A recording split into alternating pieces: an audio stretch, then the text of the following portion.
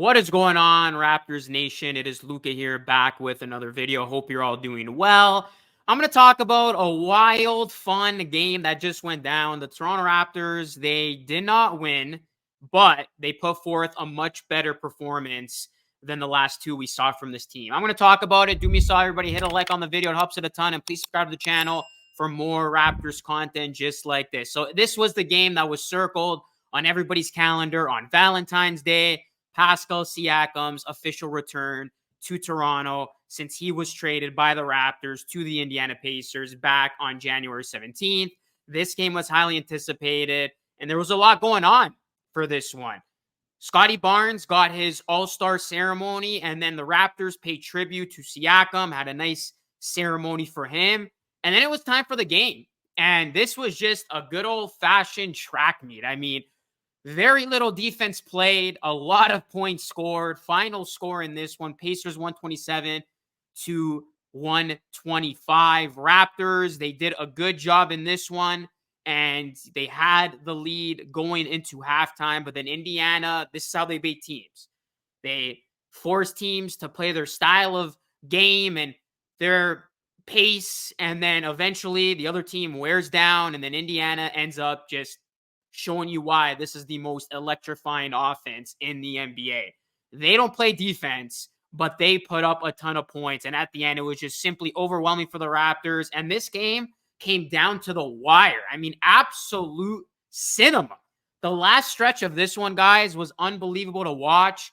And we saw Pascal Siakam versus Scotty Barnes in a pivotal moment of this one. Scotty Barnes, he hits a big shot, gets a big block, then he tries to do too much on the other end, loses it, and then Siakam hits a big shot on the other end.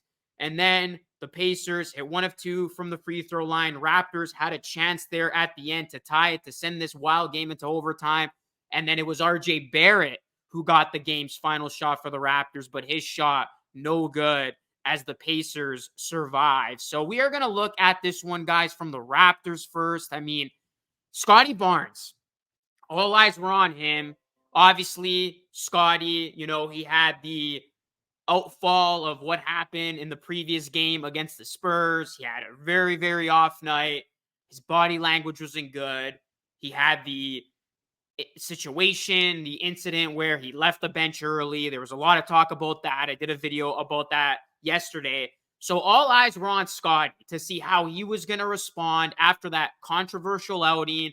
Which Scotty were we going to get in this one? Were we going to get the Scotty we saw against the Spurs, or are we going to get more of the Scotty we saw against the Cavs? Well, I got to say, even though the Raptors didn't win this game, I was very, very impressed with Scotty Barnes' demeanor. His ability to respond in this spot showed a lot of maturity. The way Scotty Barnes was able to handle himself in this game and put forth the type of performance that he did under these circumstances, it tells you a lot about this kid's character. 29 points, 12 rebounds, 8 assists, did have 6 turnovers, but 12 of 22 from the field, much better outing from the field. He was 0 of 4 from 3, but Scotty, he was aggressive. He found himself down the stretch. He was big in the fourth quarter.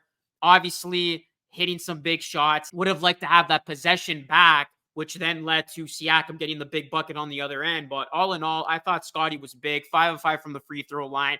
And really, guys, I felt like Scotty Barnes should have been given the last shot of this game. He was on. He was feeling it. This was his game. I know RJ, had a big performance as well. But I wanted to see Scotty Barnes take the game's final shot. Didn't have to be a 3-ball, but I would have liked to see Scotty Barnes get another opportunity with the game on the line. I mean, we obviously saw it in that situation against the Thunder. Wasn't the best of situations. The play call wasn't that great, and then Scotty Barnes wasn't aggressive. But in this one, you could tell his blood was boiling.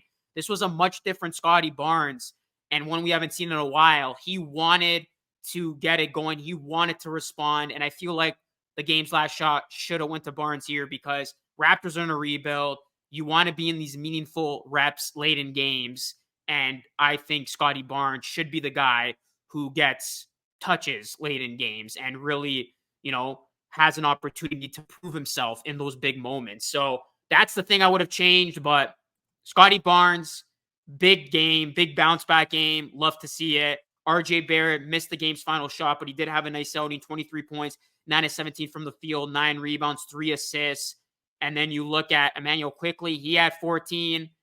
And then Pirtle, big game, 19 and 11. And then the Raptors bench, Bruce Brown had 12, Dick had 7. And then Chris Boucher, I thought he had a real big impact on this game, guys, in just 11 minutes of action.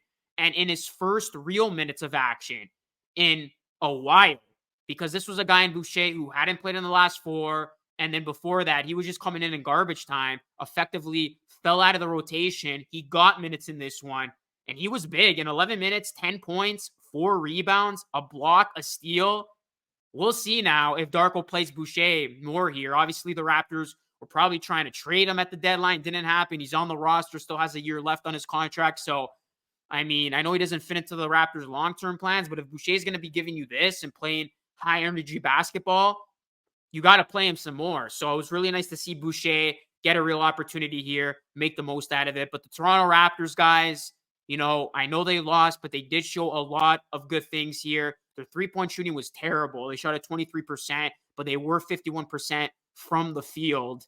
And then you look at points in the paint. They had a season high, 84 points in the paint. They really imposed their will against the Pacers in the paint. But you know the Pacers, what they like to do, they take a lot of shots and they take a ton of threes. And that's really what got the Pacers back into this thing and ultimately made them prevail. 17 of 41 from 3, hitting 11 more threes than the Raptors.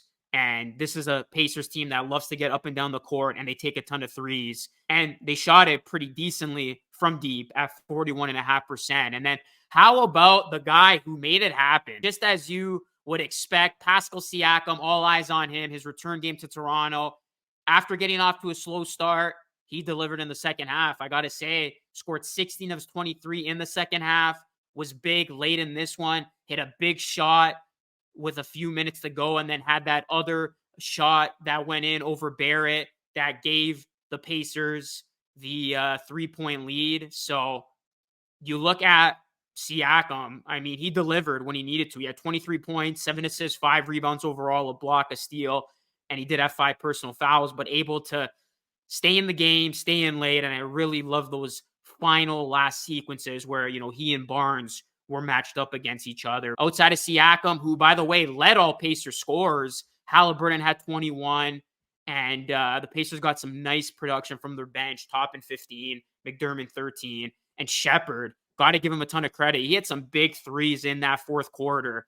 He finished with 10 points in 21 minutes. So the Raptors, again, they lose this game, guys, but this is all you want to see, right? We know the Raptors are going to rebuild. We know they're not going to win a ton of games down the stretch here, but you at least want to see this team put forth hard-fought performances. The last 2 games were just terrible. I mean, the last one in particular, pathetic effort, embarrassing.